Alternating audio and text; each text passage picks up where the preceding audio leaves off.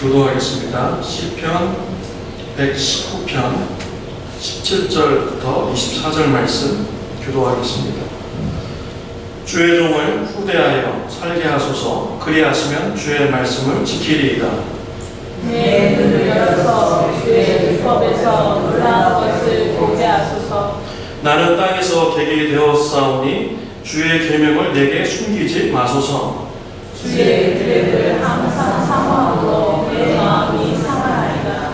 교만하여 저주를 받으며 주의 계명에서 떠나는 자를 주께서 꾸짖으셨나이다. 내가 주의 도를 지켰사오니 유방과 멸시를 내게서 떠나게 하소서. 방백들도 앉아 나를 회방하였사오나 주의 종은 주의 윤례를 묵상하였나이다. 주의 증거들은 나의 즐거움이요 나의 충고자니이다. 아멘.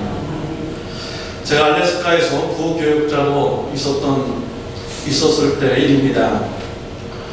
저희 교회 성도님 중에서 맥스버거라는 햄버거집 운영하시는 분이 계셨습니다. 식당이 바빠서 온 가족이 다 그 식당에 매달려서 일을 했습니다.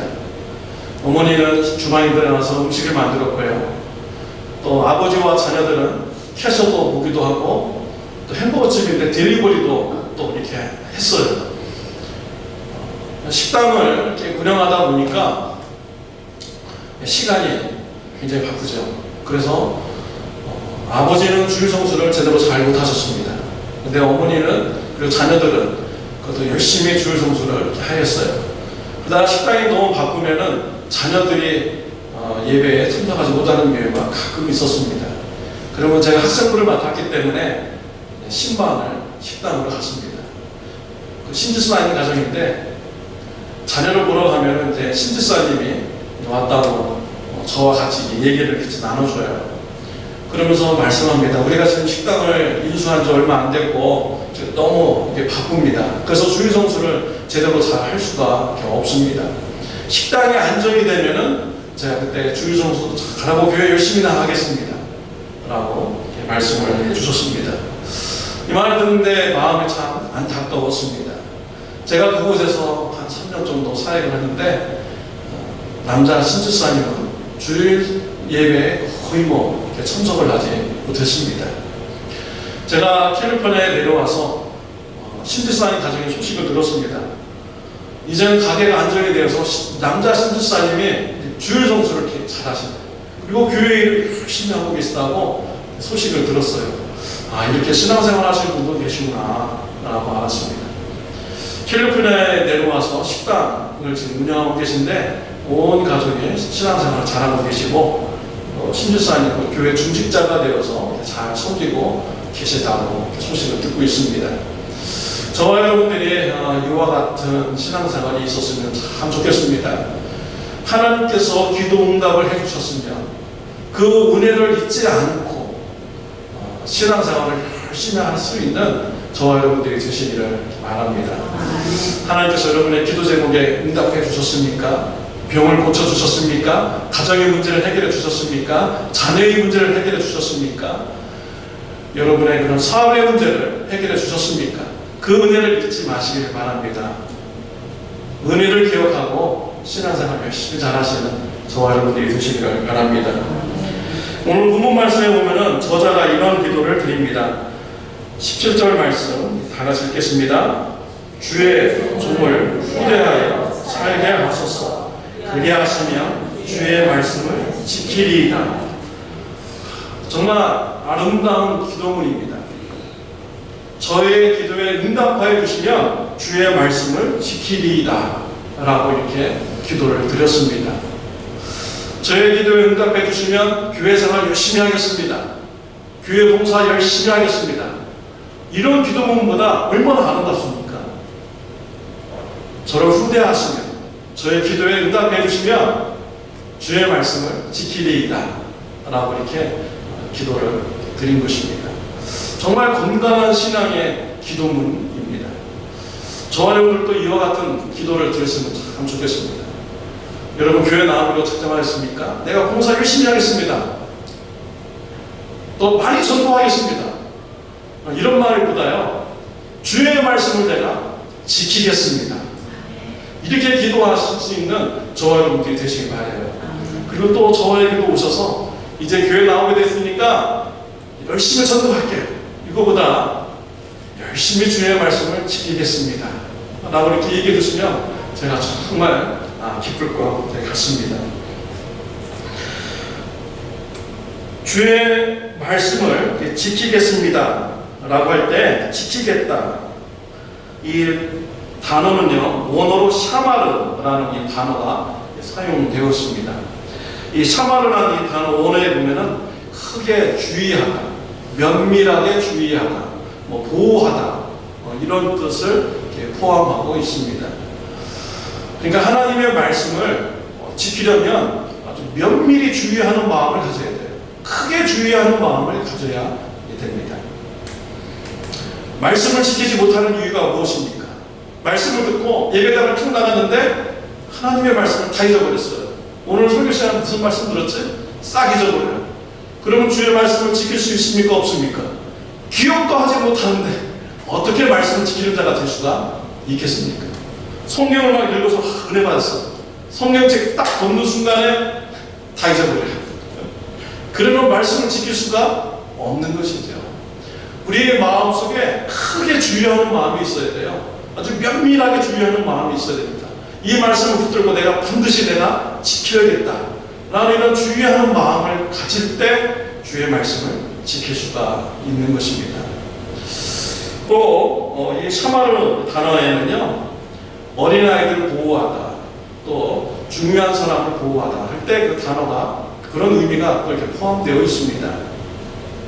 부모가 자녀들을 베이비셋 할 때요 어떤 마음을 가집니까? 굉장히 아이에 대해서 주의를 가지고 있죠. 온 마음이 다 아이한테 있는 것입니다.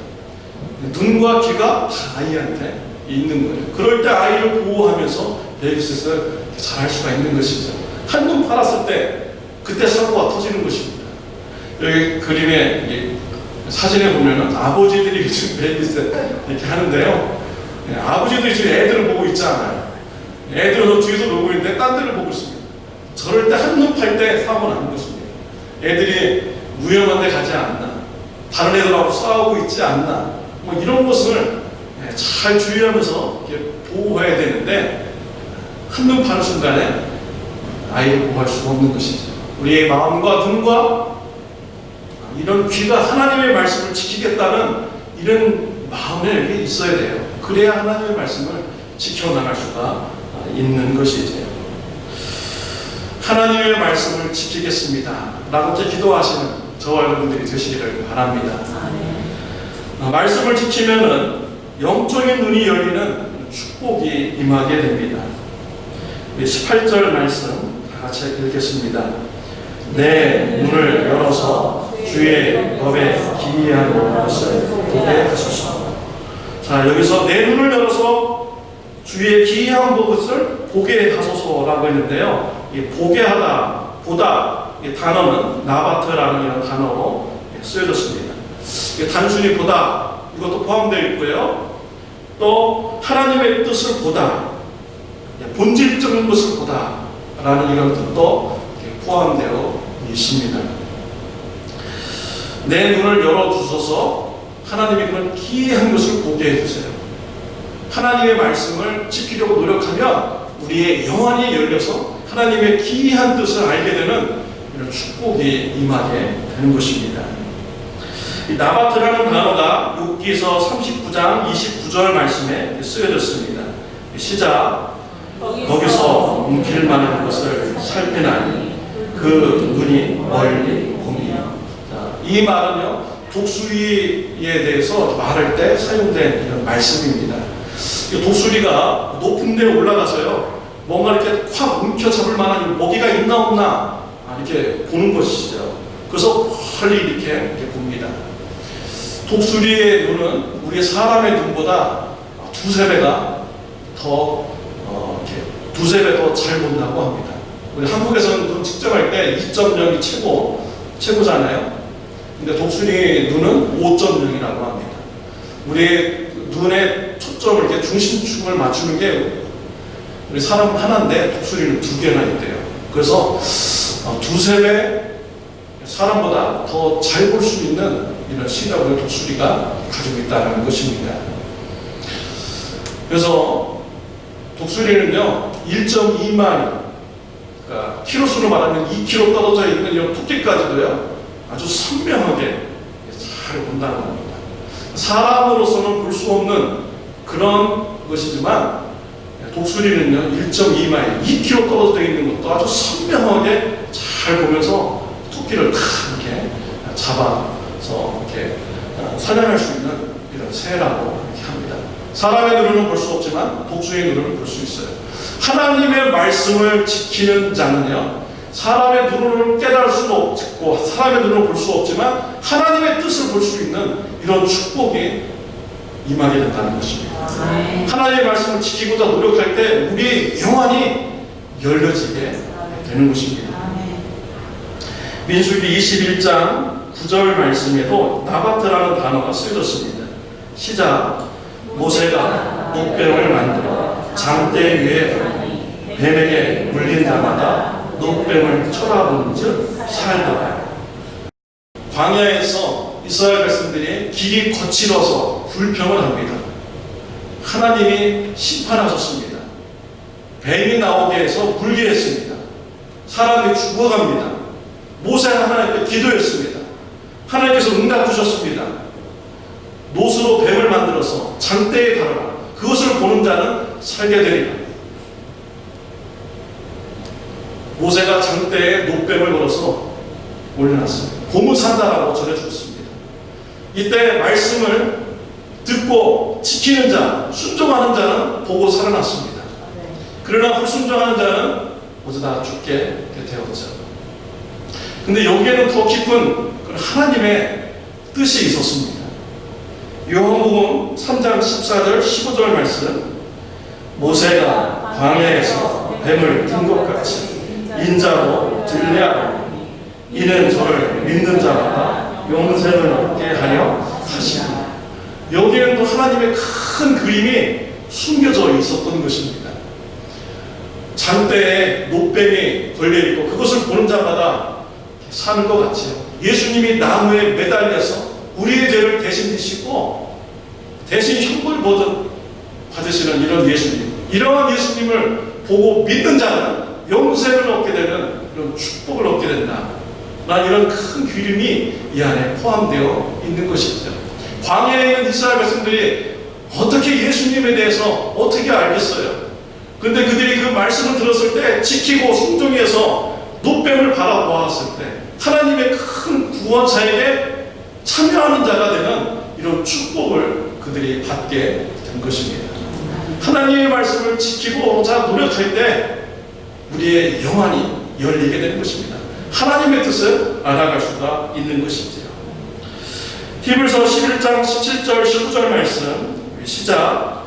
아브라함 시험을 받을 때 믿음으로 이삭을 드렸으니 저는 약속을 받은 자로 그 독생자를 드렸느니 저에게 이미 말씀하시기를 내 자손이라 칭할 자는 이삭으로 말미암으리라 하셨으니 저가 능히 죽은 자 가운데서 다시 살리실 줄 생각한지라. 하나님께서 아브라함에게 독생자 이삭을 바치라고 하였습니다. 아브라함이 이 말씀을 듣고 굉장히 고민했을 거예요. 그런데 아브라함이요 순종하라고 했어요. 말씀을 지키려고 열심히 노력했습니다. 그때 이 아브라함이요 놀라운 것을 깨달아 알게 됩니다. 부활 신앙을 깨달아 알게 됩니다. 하나님께서 아브라함에게 이삭을 통해서 하늘에 별과 같이 많은 자손이 있게 하리라. 이삭이 네 자손이다라고 말씀해 주었죠. 이것을 아브라함이 깨달아 믿은 거예요. 그래서 아브라함을 죽여서 바치더라도 하나님께서 약속하셨으니까 반드시 다시 이삭을 살려서 별과 같이 하늘의 별과 같이 많은 자손을 줄 것이다 라고 이렇게 믿은 것입니다. 하나님의 말씀을 지키려고 노력하다 보니까 부활 신앙을 아브라함이 가지게 된 것이죠. 정말 놀라운 것 아닙니까? 아브라함이 어떻게 부활 신앙을 가질 수가 있겠습니까? 오늘날도 부활 신앙을 못 가진 사람들이 참으로 많습니다. 근데 아브라함이 말씀을 지키려고 노력하다 보니까 부활신앙을 깨달아 알게 되고 부활신앙을 가지게 되는 이런 축복이 임하게 된 것입니다. 말씀을 지키려고 노력하다 보니 하나님의 그런 뜻을 알게 되는 거예요. 영안이 열리게 되는 축복이 임하게 된 것입니다. 로마서 3장 20절 말씀 시작. 그러므로 율법의 행위로 그의 앞에 의롭다 하심을 얻을 죄가 없나니 율법으로는 죄를 깨달음이니라. 여러분, 하나님의 말씀을 지키고자 노력하면은 여러분 어떻습니까? 지키면 지킬수록 나는 죄인이구나, 난 도저히 말씀을 지킬 수 없는 사람이구나 라는 것을 깨달아 알게 됩니다. 우리 십계명을 보십시오. 네 부모를 공경하라, 살인하지 말라, 간음하지 말라, 도둑질하지 마라, 거짓 증거하지 말라, 이렇게 했는데요, 우리 예수님은 마음속으로도 그런 마음을 품기만 하면 그 법을 범했다라고 이렇게 말씀을 하시거든요. 그러니 우리가 말씀을 지키려고 열심히 노력할수록 나는 죄인일 수밖에 없구나 라는 것을 깨달아 알게 되는 것입니다. 내 부모를 공경하라. 여러분, 이거 다 지켰습니까? 부모님한테 화내고 대든 적 없습니까? 우리 성도님 자녀분이 잠을 자가지고 교회 갈 시간 다 되는데 일어나라고 했더니 그동안 한 번도 부모님한테 큰 소리 치지 않았는데 잠결에 깨니까 얼마나 화가 나요? 뭐라 소리를 질렀어요. 그러니까 이제 부모님이, 아니 소리를 안 지르는 애가, 착한 애가 갑자기 잠자고 깼다고 소리 질러가지고, 아니 이런 고향 것이 하면서 또 어머니도 화가 또 뭐라 이렇게 났습니다. 우리 인간이 그렇습니다. 아무리 말씀대로 살려고 노력하지만 지킬 수 없는 것이 바로 우리의 인간인 것이죠. 그래서 하나님의 말씀을 지키려고 노력할수록 우리가 깨달아 알게 돼요. 내가 죄인이구나. 율법은요, 우리가 지키라고 주신 것이 아닙니다. 율법은 우리로 하여금 죄인이라는 것을 깨닫게 하기 위해서 율법을 주신 거예요. 그 말씀을 지키려면 자꾸 지키다 보면 나는 지옥 갈 수밖에 없고 심판받을 수밖에 없는 이런 존재구나, 구원받을 수 없는 존재구나 라는 것을 깨달아 알게 되는 것입니다. 로마서 3장 28절 말씀 시작. 그러므로 사람이 의롭다 하심을 얻는 것은 율법의 행위에 있지 않고 믿음으로 되는 줄 우리가 인정하노라. 로마서 3장 22절 말씀. 곧 예수 그리스도를 믿음으로 말미암아 모든 믿는 자에게 미치는 하나님의 의인이 차별이 없느니라. 율법의 행위로는 우리가 의롭다라고 칭함받을 수 없는 이런 존재라는 것을 깨달아 알게 되죠. 우리가 어떻게 구원받을 수가 있겠습니까? 오직 예수님께만 소망이 있고 오직 예수님만을 통해서 내가 구원받을 수 있다는 것을 깨달아 알게 되는 것입니다. 이와 같이 말씀을 우리가 지키려고 노력하다 보면은요, 하나님의 그런 구원 계획을 깨달아 알게 되는 축복이 임하게 되는 것입니다. 하나님의 뜻을 알게 되는 이런 축복이 임하게 되는 것입니다. 또 마태복음 28장 19절 20절 말씀 시작. 그러므로 너희는 가서 모든 족속으로 제자를 삼아 아버지와 아들과 성령의 이름으로 침례를 주고 내가 너에게 분부한 모든 것을 가르쳐 지키게 하라. 볼지어다 내가 세상 끝날까지 너희와 항상 함께 있으리라. 전 이 말씀을 읽을 때 마음이 얼마나 뜨거워지나 모릅니다. 그래, 내가 열심히 전도해야겠다. 하나님이 원하시는 뜻이니까 이 말씀대로 지키려고 나가서 전도합니다. 근데 한 90%는요 무관심이고 또 나에게 상처 주는 말을 막 하고 지나갑니다. 한 10% 정도 예수님을 이렇게 영접을 이렇게 하죠.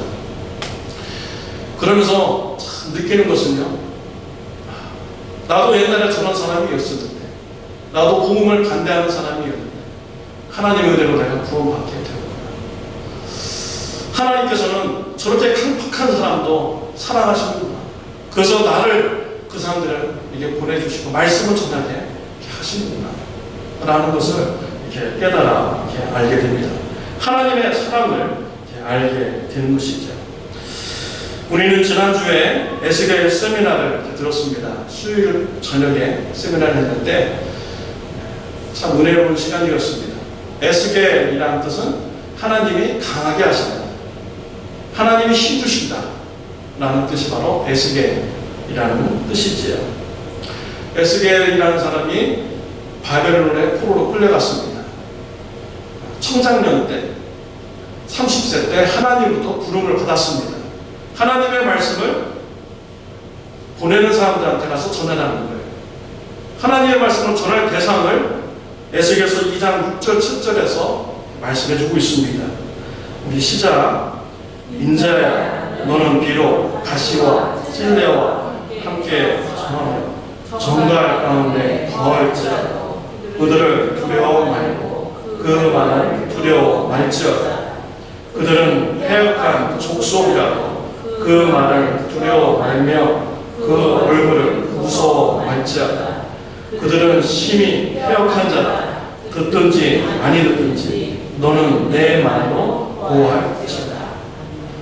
에스겔 선지자에게 말씀을 주고 전하라는 그런 대상이요, 보니까 가시와 같은 존재, 찔레와 같은 존재, 전갈과 같은 이런 존재, 패역한 존재, 이런 사람들에게 가서 말씀을 전하라라는 것입니다. 여러분, 얘기할 때 누구와 얘기하기를 좋아하십니까? 내 얘기를 들어줄 수 있는 사람, 나에게 호감을 가져주는 사람, 이런 사람들하고 같이 얘기하고 싶지요. 나에게 무관심하고요, 내가 한마디 얘기했는데 내 마음을 확 후벼패는 그런 가시와 같은 사람, 말을 확 하는 사람, 내 마음을 콕 찌르는 이런 말을 하는 사람하고 대화하고 싶습니까? 전갈과 같이 팍 쏘는 사람과 같이 대화하고 싶어요? 우리 그런 사람들과 같이 대화하고 싶지 않아요. 인간 쓰레기 같은 사람들하고 대화하고 싶지도 않습니다. 근데 하나님은 에스겔을요, 전갈과 같은 사람, 가시와 같은 사람, 찔레와 같은 이런 사람에게 가서 말씀을 전하라는 것입니다. 에스겔 선지자는 이 말씀에 순종하여서 가서 말씀을 전합니다. 그들이 듣든지 안 듣든지 말씀을 전하는 이런 선지자가 이렇게 됩니다. 하나님의 마음을 우리가 알 수가 있죠. 하나님께서는요, 가시와 같은 사람, 찔레와 같은 사람, 전갈과 같은 사람도 하나님은 포기하지 않고 사랑하시는 분이 바로 우리 하나님이시라는 것입니다. 에스겔 선지자에게요, 정말 미친 짓을 다 통해서 그들에게 가서 말씀을 전하라고 이렇게 하였어요. 똥을 가지고 불태워서 음식을 만들어. 그럼 지나가는 사람들이, 야, 너 왜 그런 짓을 하니? 하나님이 이런 말씀을 전하라고 했어.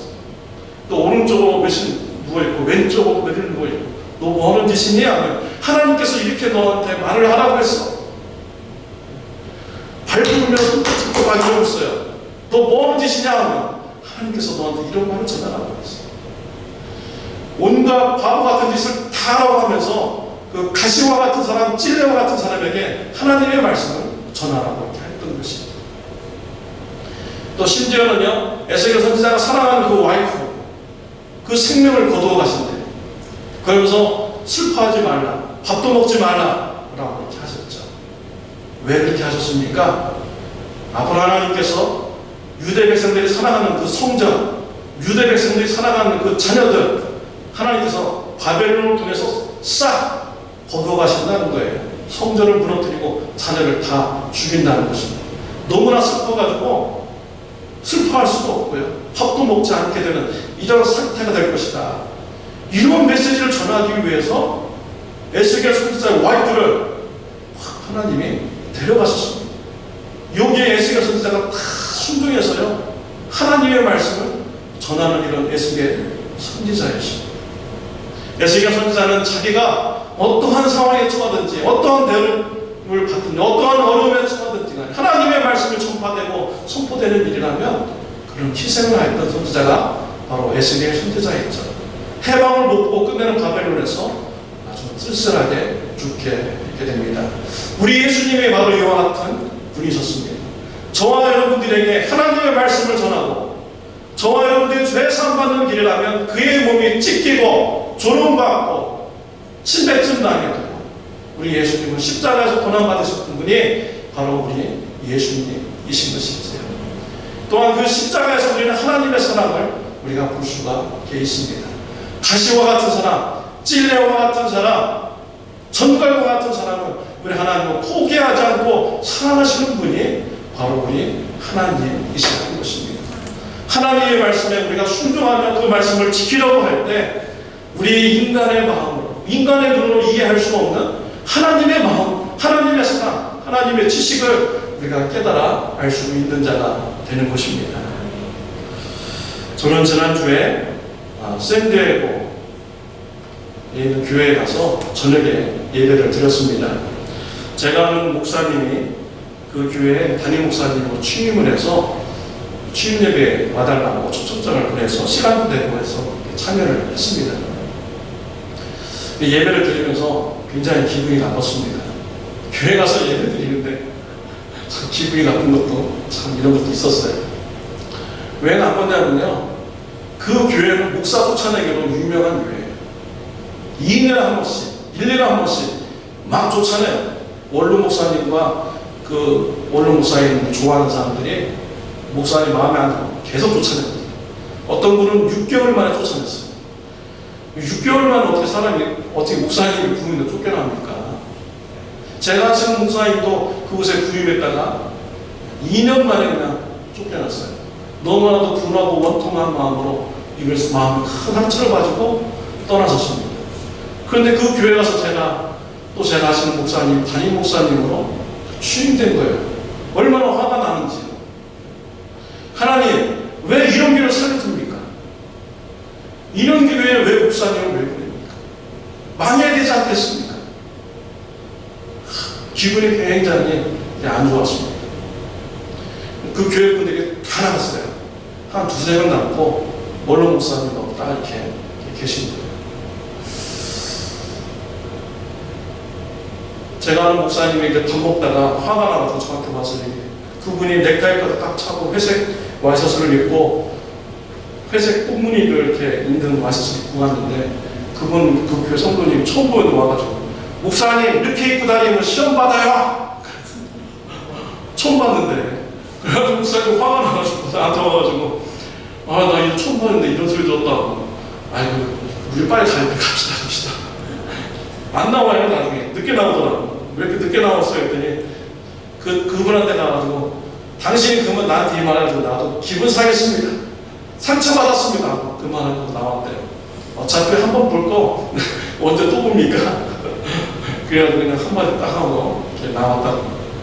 화요일날 전화가 왔어요. 그 목사님이 아이고 우리 교회 집사님이 목사님한테 이런 말을 해서 정말 죄송하게 되었습니다. 라고 이렇게 전화가 이렇게 왔다고 합니다. 우리 하나님이요 그런 분이에요. 폐역한 사람들, 전갈과 같은 사람들, 가시와 같은 사람들, 찔레와 같은 사람들이 모여있는 이런 교회, 그 교회에 하나님께서 사랑하시는 거죠. 그래가지고 목사님 보내가지고 어떻게든지 그 사람을 성장시켜 변화시켜 보려고 하시는 분이 바로 우리 하나님이신 것이죠. 하나님, 정말 하나님은요 정말 대단하신 분입니다. 우리가 사랑할 수 없는 사람까지도 사랑하시는 분이 바로 우리 하나님이신 것입니다.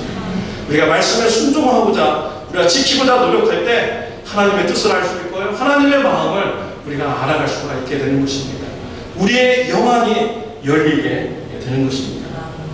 우리가 9월부터 가을 학기 제자훈련을 다시 시작하게 됩니다. 여러분 그때 열심히 참석하시기 바랍니다. 하나님께서 들어주신 은혜 기억하면서 주의 말씀을 지키겠나이다. 이런 마음을 가지고 신앙생활하고 이런 기도를 하면서 신앙생활하시는 저와 여러분들이 되시길 바라요.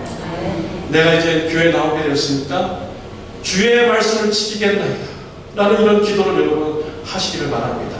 주의 말씀을 지키겠나이다 라고 할 때 영안이 열리게 됩니다.